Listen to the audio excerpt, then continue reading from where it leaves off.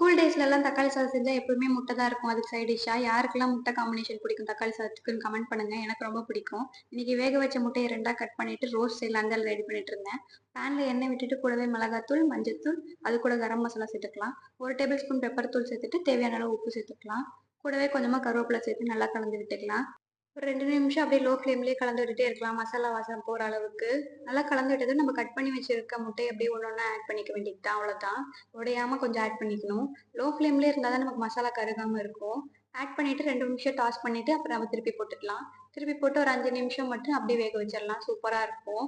தக்காளி சாதத்துக்கு எனக்கு ரொம்ப பிடிக்கும். இந்த மாரி யாருக்கு பிடிக்கும்னு சொல்லிட்டு கமெண்ட் பண்ணுங்க. லஞ்ச் பாக்ஸ் கூட சூப்பரா இருக்கும்.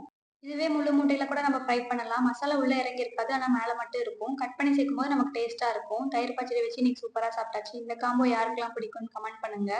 உங்க வீட்ல தக்காளி சாதம் செஞ்சா அதுக்கு சைட் டிஷ் என்ன செய்வீங்கன்னு சொல்லிட்டு கமெண்ட் பண்ணுங்க. நானும் ட்ரை பண்ணி பார்க்குறேன்.